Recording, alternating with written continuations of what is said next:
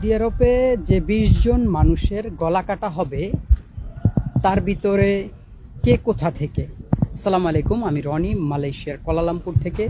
Saudi আরবে ২০ জন অপহরণকারীর গলা কাটা হবে, গলা কেটে ফেলবে সৌদি সরকার। কারণ তারা মানুষকে এনে তাদেরকে জিম্বি রেখে তাদের ফ্যামিলি তাদের কাছে টাকা চাইতো এবং তাদেরকে টর্চার করত।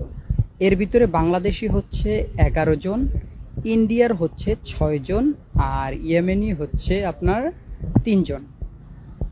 তো এই যে তাদেরকে সৌদিতে যে শাস্তিরা দিতেছে, আপনাদের কি মনে হয় না সেম শাস্তিগুলো আমাদের দেশেও দেওয়া উচিত?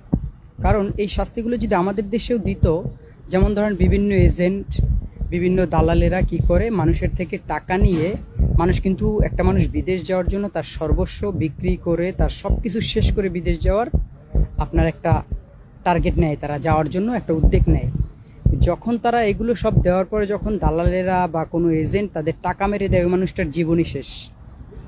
এগুলো কেন আমাদের দেশে শুধরায় না? কারণ আমাদের দেশে ন্যায্য বিচার পাওয়া যায় না।